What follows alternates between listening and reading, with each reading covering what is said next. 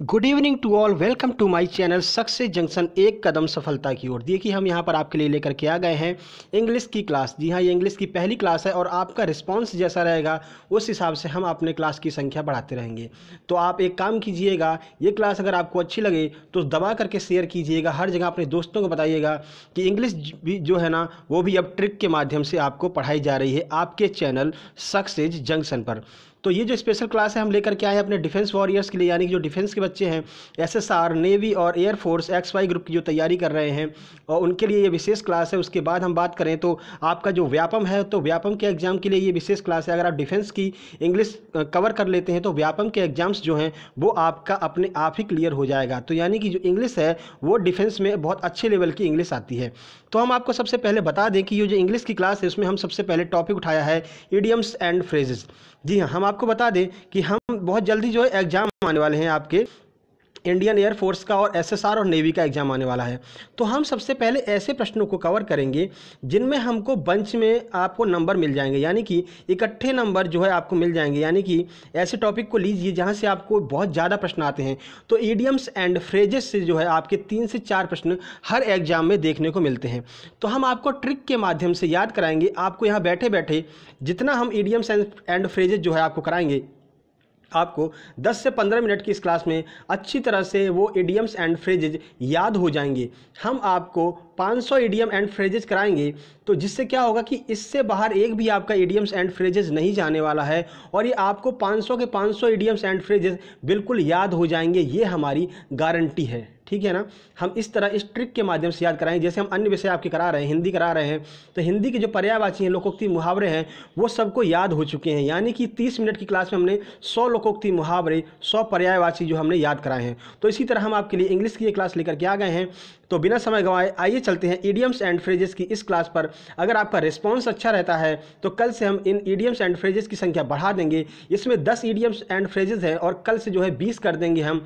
तो आपके रिस्पांस के ऊपर डिपेंड करता है। तो इसलिए आप इस क्लास को अधिक से अधिक शेयर कीजिएगा, अपने दोस्तों को बताइएगा कि अब इंग्लिश भी ट्रिक बेस पर चालू हो गई है आपके चैनल सक्सेस जंक्शन पर। तो चलते हैं, यहाँ पर पहला इडियम्स एंड फ्रेज दिया हुआ है ए bolt from the blue sky. तो इसका अर्थ क्या होता है? एन अनसर्टेन क्लैमिटी, यानी कि अचानक से आई हुई परेशानी। तो हम इसको याद कैसे करेंगे? तो देखिए, मान लीजिए आप लेटे हुए हैं और आपके ऊपर एक फ़ैन चल रहा है। उस फैन में एक ब्लू कलर का बोल्ट लगा है, वो भी साथ साथ में घूम रहा है। अचानक क्या होता है, वो जो ब्लू कलर का बोल्ट है वो खुल जाता है और आपके ऊपर आकर के गिर जाता है। तो ये क्या हुआ कि जो बोल्ट है ऊपर स्काई से आया ना, तो इस तरह से आप कोरिलेट कर सकते हैं कि ए bolt from the blue sky, यानी स्काई से बोल्ट गिरा। तो ये क्या है? एक अचानक आई हुई परेशानी है। आपको तो ऐसी उम्मीद नहीं थी कि ऊपर से कोई बोल्ट आकर के आपके ऊपर गिर जाएगा, लेकिन आकर के गिर गया ना। तो ये क्या है? अचानक से आई हुई परेशानी, यानी कि एन अनसर्टेन क्लैमिटी। तो a bolt from the blue sky का अर्थ है एन अनसर्टेन क्लैमिटी। दूसरा देखते हैं। तो दूसरा जो इडियम्स है बीट अबाउट द बुश, इसका अर्थ है stay away from the main point, यानी कि मुद्दे की बात से भटक जाना। ये आपका इस इडियम्स का अर्थ होता है। तो इसको याद कैसे करेंगे? मान लीजिए आपकी किसी से लड़ाई हुई और आपके घर पे आपको पता चला कि उसने मेरे भाई को मारा है। तो आपने क्या किया? अपनी हॉकी या फिर स्टिक जो भी उठाई और चल पड़े उसको मारने के लिए। लेकिन बीच में क्या हुआ कि आपको लगा नहीं मारना नहीं चाहिए, लेकिन गुस्सा भरा हुआ है, तो आपको झाड़ी दिखी, उस झाड़ी को आप पीटने लगे। यानी कि बुश माने क्या होती है? झाड़ी। तो आप उस झाड़ी को पीटने लगे, यानी कि आप जो है मेन पॉइंट से हट गए, जा रहे थे कहीं और काम कुछ और करने लगे। यानी कि बीट अबाउट द बुश, यानी आप उस झाड़ी को पीटने लगे, यानी stay away from the main point, यानी कि आप मेन पॉइंट से भटक गए हैं, आप मुद्दे की बात से भटक गए हैं। तो इस तरह आप याद कर सकते हैं कि बीट अबाउट द बुश का मतलब होता है stay away from the main point. उम्मीद करते हैं ये जो इडियम्स एंड फ्रेजेस हैं आपको अब याद हो रहे होंगे धीरे धीरे। तो तीसरा देखिए, तीसरा है add fuel into the fire. इसका अर्थ है टू एग्रीवेट द मैटर, और हिंदी में कहेंगे आग में घी डालना। तो देखिए, add fuel into the fire मतलब कि कोई आग जल रही है और आपने क्या किया? उसमें फ्यूल डाल दिया, यानी कि उसमें आपने तेल डाल दिया। तो आपने क्या किया? एग्रीवेट द मैटर, यानी कि जो आग जल रही थी उसमें घी डाल दिया। मान लीजिए कहीं लड़ाई हो रही है, ठीक है, और वो जो सामने वाला बंदा है वो बंदूक ताने खड़ा है, मार नहीं रहा है, लेकिन आप गए, आपने कहा क्या तू इसको मार सकता है? मार के दिखा, और मार के दिखा, तो अगर तुझमें दम है तो मार के दिखा, और उसने गोली चला दी। तो यहाँ पर आपने क्या किया? Add fuel in the fire, यानी कि आपने आग जल रही थी उसमें घी डालने का काम किया है, यानी टू एग्रीवेट द मैटर, यानी कि आपने उस मैटर को और ज़्यादा बढ़ा दिया। इस तरह से हम याद कर सकते हैं। और ये जो है आपके बहुत फेमस इडियम्स एंड फ्रेजेज हैं। अगर आपने एग्जाम्स दिए होंगे अभी तक एसएसआर के, नेवी के, AA के एग्जाम अगर आपने दिए होंगे तो आपको ये जो हम बता रहे हैं इडियम्स एंड फ्रेजेज, ये आपको कहीं ना कहीं जरूर टकराए होंगे। व्यापम के एग्जाम में ये काफ़ी संख्या मात्रा में आते हैं। जो जेल पहरी का एग्जाम आने वाला है इसमें आते हैं, MPSI में तो भर भर के ये प्रश्न आते हैं आपके इडियम्स एंड फ्रेजेज। और ये एक ऐसा टॉपिक है जो आपको इकट्ठे नंबर दिलाता है। एक टॉपिक क्लियर कीजिए और 4 से 5 नंबर ले लीजिए, थोड़ा सा काम है, ठीक है ना। तो इस तरह से अपने 4 से 5 नंबर जो है वो आप क्लियर कर सकते हैं, अपनी मुट्ठी में कर सकते हैं इस क्लास को लेने के बाद में। तो आइए चलते हैं, अगला जो आपका इडियम्स आ रहा है वो है एट डैगर्स ड्रॉन, यानी कि very angry to each other, यानी कि हिंदी में कहते हैं कट्टर दुश्मन। तो याद कैसे करेंगे, एट डैगर्स ड्रोन, यानी कि कोई डैगर्स है, आपने उसकी कॉलर पकड़ रखी है, ठीक है। कोई ड्रोन है, उसकी आपने क्या की है, कॉलर पकड़ रखी है। तो very angry to each other, यानी कि एक दूसरे से बहुत झगड़ा है, बहुत लड़ रहे हैं, इसलिए आपने क्या किया है, उसकी कॉलर पकड़ रखी है उस ड्रोन की, ठीक है। ड्रोन की आपने क्या किया, कॉलर पकड़ रखी है। तो एट डैगर्स ड्रोन, ऐसी स्थिति आपके सामने आ गई है, यानी कि दोनों क्या हो गए हैं, कट्टर दुश्मन हो गए हैं एक दूसरे के, ठीक है।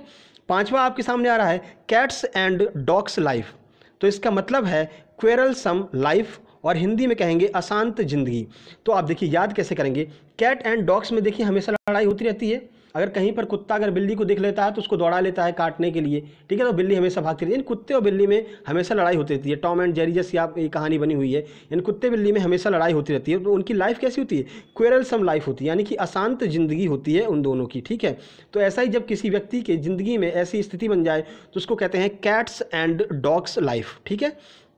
चलते हैं, छठवां जो आपका इडियम्स आपके सामने आया है बॉसम फ्रेंड्स, यानी कि वेरी क्लोज फ्रेंड्स, और उसका अर्थ हो गया पक्के दोस्त।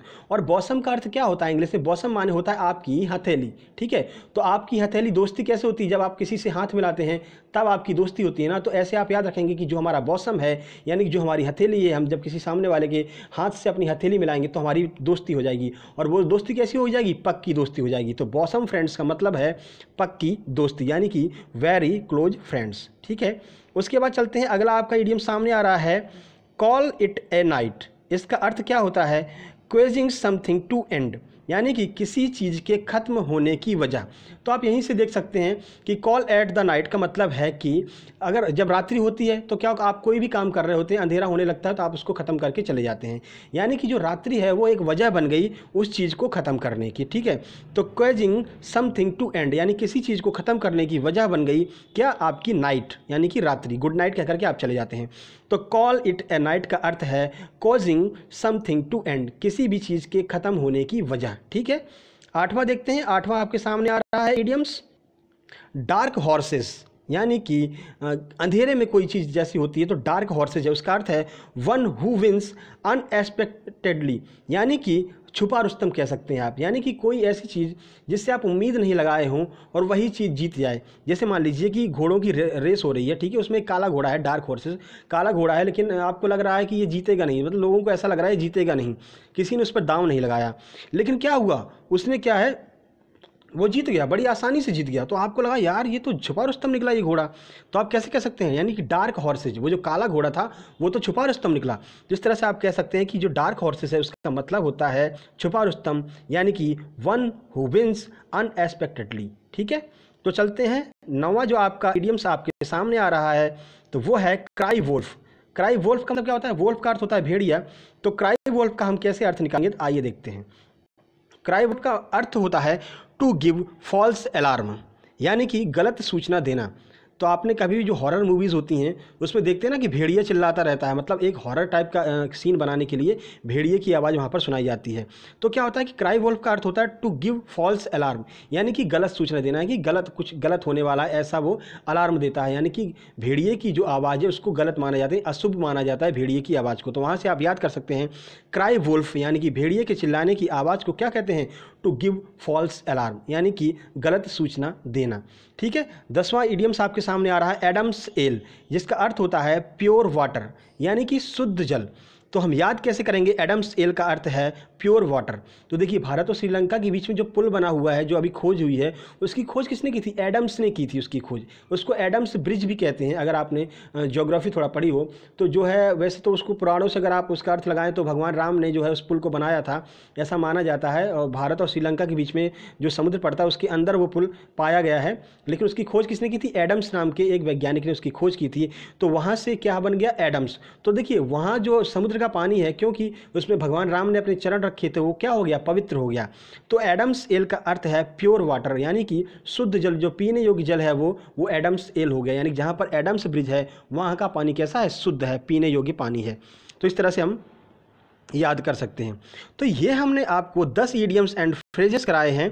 तो अपना फीडबैक जरूर दीजिएगा कि ये ईडियम्स एंड फ्रेजेस आपको कैसे लगे। हम आपको 500 ईडियम्स एंड फ्रेजेस कराएंगे और ये गारंटी देंगे आपको कि इसमें से कोई भी ईडियम्स एंड फ्रेजेस आपके परीक्षा से बाहर नहीं जाने वाला है। बस आपके सपोर्ट की ज़रूरत है। इस वीडियो को शेयर कीजिएगा और अपना फीडबैक दीजिएगा कि कैसा लगा आपको ये वीडियो। कल से हम आपको 20 जो है ईडियम्स एंड फ्रेजेस आपको कराएंगे और ये गारंटी देते हैं कि कोई भी ईडियम्स एंड फ्रेजेस आपके एग्जाम में बाहर नहीं जाने वाला है, जो आपको ना आए। और एग्जाम में आता कैसे है? तो सामने आपको दे देता है एडम्स एल, प्रश्न दे दिया एडम्स एल, उसका अर्थ है, नीचे कुछ और दे देंगे, जैसे प्योर वाटर दे देंगे, ठीक है, टू गिव फॉल्स अलार्म दे देंगे, दो कुछ और दे देंगे, या फिर नन ऑफ दीज दे देंगे। तो आपको छाट करके ये बताना होगा कि एडम्स एल का अर्थ क्या होता है। तो आपका ऑप्शन हो जाएगा एडम्स एल का अर्थ होता है प्योर वाटर। तो इस तरह से कुछ एग्जाम्स में आपके आते हैं।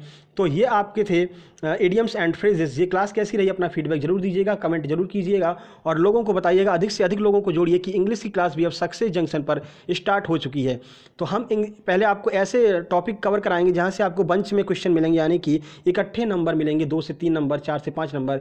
इसके बाद हम एंटोनिम सिनोनिम लिख देंगे। ग्रामर जो है ना, ग्रामर तो आपको 5 या 6 नंबर की ग्रामर आती है और आप पूरे साल ग्रामर पे लगे रहते हैं, ठीक है। नाउन कर लो, प्रोनाउन कर लो, एडजेक्टिव कर लो, ये कर लो, वो कर लो, लेकिन वो मुश्किल से 5 या 6 नंबर की आती है। जो आपको इकट्ठे नंबर मिलते हैं वो आपको इन चीज़ों से मिलते हैं, एंटोनिम सिनोनिम से मिलते हैं, ईडियम से, फ्रेजेस से मिलते हैं, वन वर्ड सब्स्टिट्यूशन से मिलते हैं। तो हम इन चीज़ों को आपको बहुत जल्दी आसानी से कवर करा देंगे। तो 5 से 6 नंबर आप अपने आप कवर कर सकते हैं, चाहे वो SSR की बात हो, AA की बात हो, एयरफोर्स XY ग्रुप की बात हो, या फिर व्यापम का कोई एग्जाम हो, या फिर जहाँ पर भी आपकी इंग्लिश आती है। हाई स्कूल और इंटर में भी ये आपको मुहावरों के रूप में जो है आते हैं। तो ये चीज़ें हम आपको क्लियर करा देंगे जहाँ पर भी इंग्लिश आती है। तो निश्चिंत रहिएगा और दोस्तों को बताइएगा कि अब सक्सेस जंक्शन पर इंग्लिश की क्लास स्टार्ट हो चुकी है। इसका PDF भी हम आपको जल्दी प्रोवाइड करा दिए। हमारे जो टेलीग्राम चैनल है, जिसकी लिंक जो है नीचे दी हुई है, वहाँ पर जा करके आप इसका PDF डाउनलोड कर सकते हैं हमारे टेलीग्राम चैनल को ज्वाइन करके। तो ये क्लास कैसी लगी जरूर बताइएगा। तो जल्द ही मिलते हैं अगली क्लास में, तब तक के लिए नमस्कार।